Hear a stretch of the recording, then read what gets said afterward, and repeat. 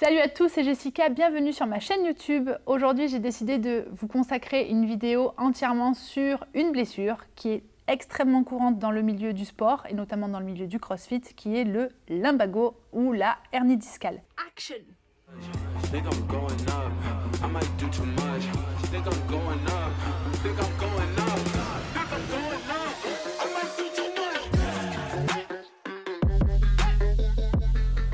Donc c'est une blessure que j'ai eu et que j'ai encore malheureusement, et j'ai décidé d'en faire une vidéo parce que vous avez été nombreux à me poser des questions sur comment faire pour s'en sortir, est-ce qu'on peut s'en sortir et combien de temps ça peut prendre pour revenir à quelque chose, à une pratique beaucoup plus normale. J'ai fait un peu plus de 15 ans de gym, un peu plus de 10 ans de fitness et c'est ma 7e année que je fais du CrossFit. Comme beaucoup de personnes ont pu le dire ou le penser, le CrossFit c'est dangereux, c'est pour ça que tu t'es fait un lumbago, c'est pour ça que tu as une hernie discale. Je tiens à préciser que pas du tout puisque j'ai toujours eu des problèmes de dos étant gymnaste. Je suis quelqu'un qui est relativement grande et forcément je pratique des sports qui ne sont pas forcément adaptés pour les grandes personnes. Mais ça bien évidemment, c'est du détail. Les problèmes de dos que j'ai eus remontent à bien évidemment quand j'étais beaucoup plus jeune. Je me suis déjà bloqué le dos à plusieurs reprises. Quand j'ai attaqué le CrossFit, je pense que j'ai été comme tout le monde. Je suis allée un tout petit peu trop vite sur certaines choses et notamment sur les charges. En 2019, je fais mon premier lumbago, donc je vous mettrai la vidéo ici puisque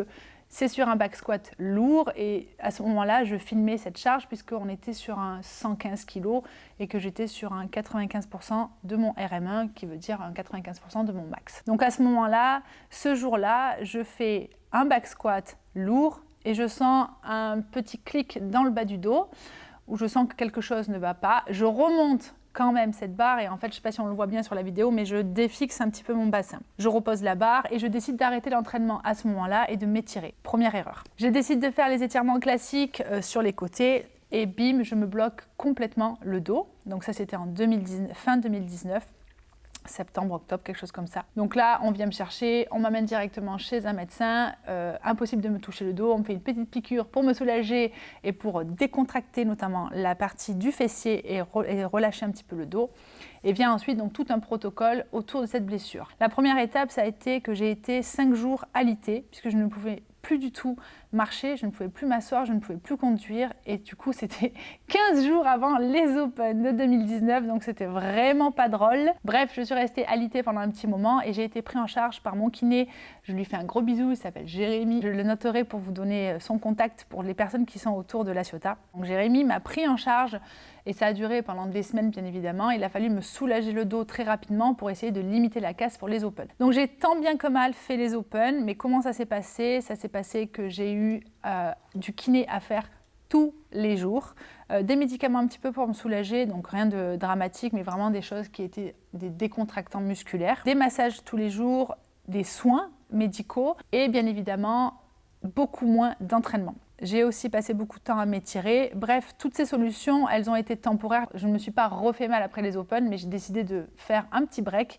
Et ce break a duré, je pense, entre 10 et 12 semaines, si mes souvenirs sont bons, où là, clairement, je n'ai plus du tout fait de CrossFit. Je n'ai plus du tout pu faire de charge, plus de gym, tout ce qui était keeping, des choses comme ça. Donc les mouvements qui m'étaient vraiment interdit et où vraiment c'était impossible parce que ça me faisait excessivement mal, c'était tous les mouvements à charge, donc soulevé de terre, back squat, front squat, tout ce qui était haltérophilie, épaules jetées, arrachées, et bien évidemment tous les mouvements de gymnastique. Donc on a eu tous les keeping, les butterfly, marche sur les mains, le fait d'avoir tout le poids du corps dans les lombaires, c'était juste atroce. Tous les holos, tout ce qui va être allongé sur le dos en suspension, enfin en contraction musculaire et volontaire pour les abdominaux, je ne pouvais plus les faire.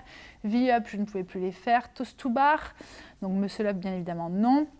Bref, vous imaginez bien que j'étais extrêmement limitée. Donc durant cette phase, j'ai eu tout ce temps avec Jérémy qui me soignait, donc tous les soins. J'ai fait aussi de l'acupuncture qui m'a énormément soulagée. J'ai vu aussi pas mal de ostéos qui m'ont essayé de me replacer, des choses comme ça. Bref, en tout cas, ce qui est sûr, c'est que durant cette phase-là, il m'a fallu énormément de temps pour soulager mon dos, le reposer et essayer de le récupérer. En même temps, à ce moment-là, je contacte Elodie Guégan, que vous connaissez certainement, je vous la mettrai ici, qui est kiné, ostéo et préparatrice physique dans le milieu du CrossFit, qui est actuellement ma coach et qui me prend sous son aile pour me créer tout un protocole autour de mon dos pour faire de la réathlétisation et de faire un gros focus sur la chaîne postérieure. On sait tous que les personnes qui ont des problèmes de dos, c'est souvent un manque de mobilité ou de renforcement musculaire autour du bassin, tout ce qui va être sacro-iliaque, chaîne postérieure, ischio-fessiers, dorsaux. Donc du coup, je commence un protocole et du coup, avec Elodie, nous décidons de travailler ensemble jusqu'à la phase des Master Qualifiers qui était en mars 2020. Je me tape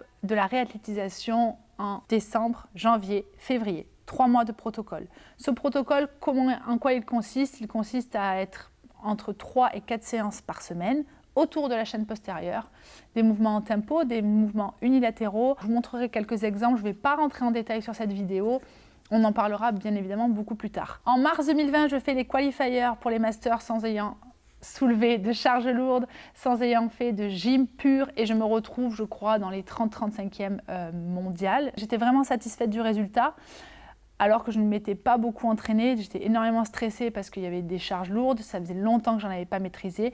Mais bref, je réussis et je suis assez contente, même si je ne me qualifie pas, je suis assez contente du résultat. Les mois passent, tout se passe bien, je me reblesse au niveau de ma cheville, bref, ça c'est une débilité, j'ai aussi la vidéo mais je ne la montrerai pas. Je me retrouve au mois de novembre 2020, donc récemment, où je me rebloque le dos. Deuxième lumbago. Et il faut savoir que la première fois où je m'étais fait ça, donc il y a eu échographie, radiographie et IRM.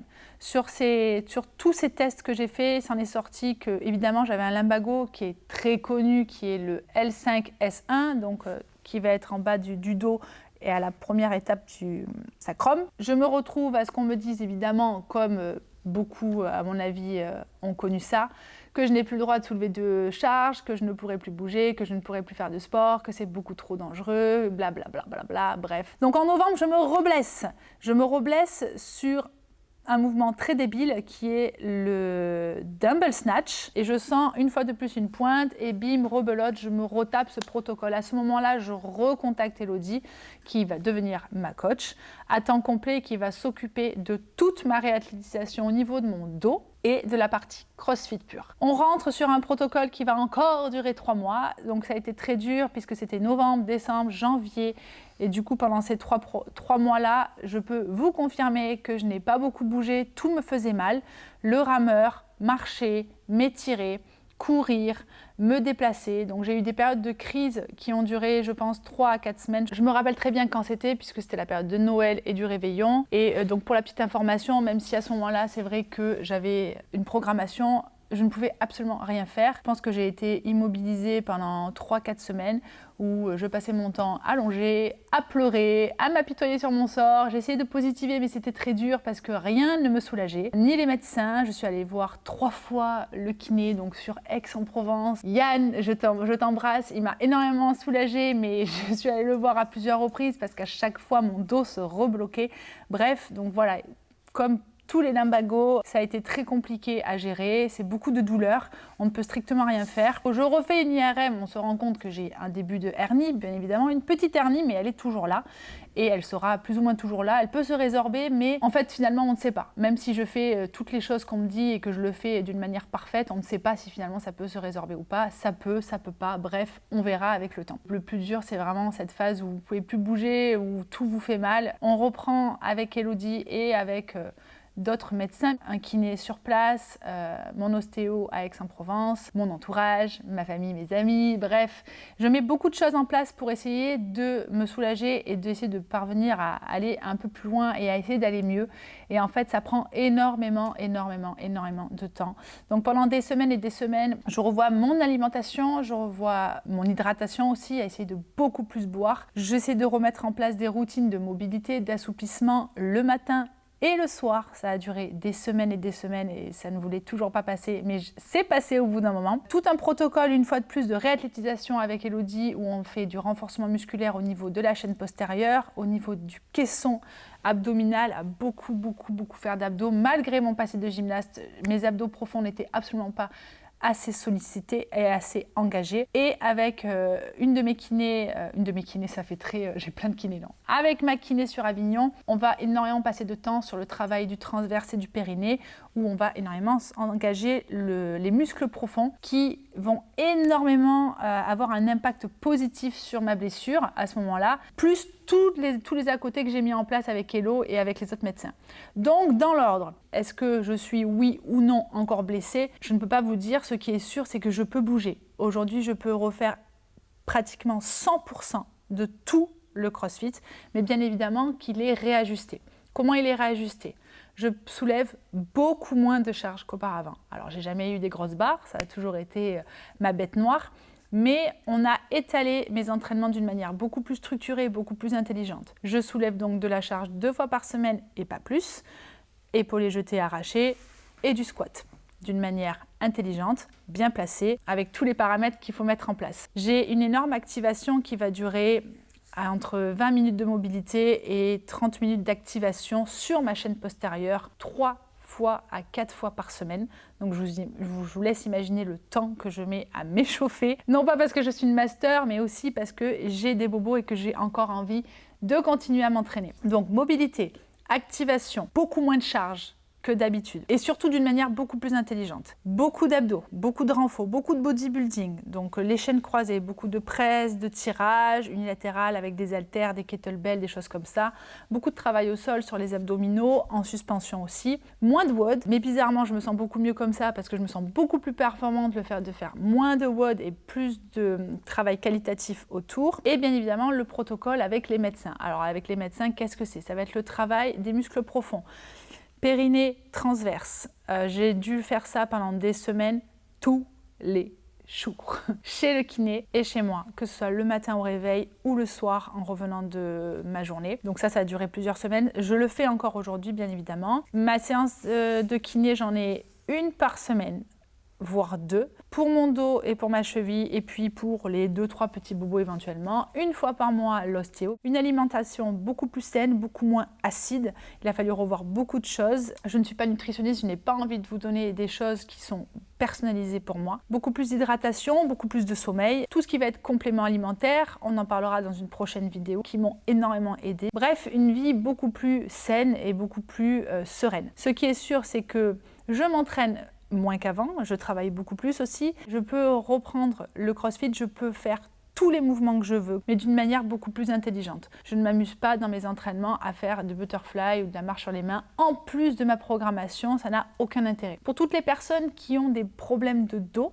je sais qu'on est nombreux dans le milieu du CrossFit, ce n'est pas forcément la blessure courante, c'est une blessure qui revient généralement dans le milieu du CrossFit. Mon conseil, c'est tout simplement d'avoir une bonne hygiène de vie, d'avoir une qualité de vie, donc ça va être évidemment nutrition, alimentation, hydratation, sommeil, mobilité, étirement, assouplissement et d'avoir une programmation adaptée. Si vous faites une programmation où vous soulevez des charges tous les jours, posez-vous des bonnes questions. Vraiment, sincèrement. C'est pas pour faire de la pub pour mes kinés ou pour Hello ou pour moi ou pour qui que ce soit, c'est pour votre santé.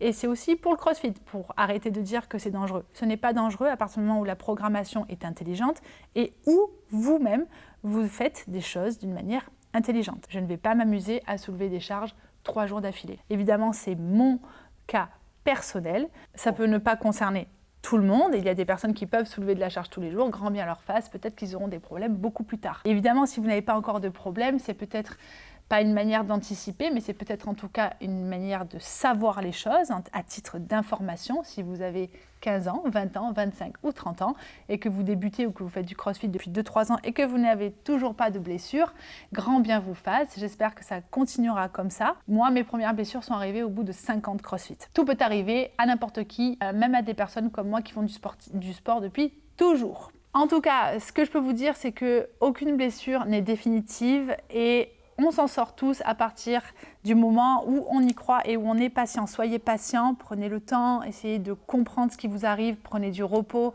Moi, je suis extrêmement heureuse de ce qui se passe aujourd'hui dans ma vie, dans ma programmation, dans mes entraînements. Je les vis beaucoup mieux. Je prends énormément de plaisir à tout faire, malgré mes points faibles. Donc j'espère que cette vidéo vous sera utile. Continuez de pratiquer, surtout pour le plaisir. Et n'hésitez pas à me dire en commentaire si ça vous a plu, si vous avez des questions et à vous abonner pour les prochaines vidéos. À très vite et bon courage à tous.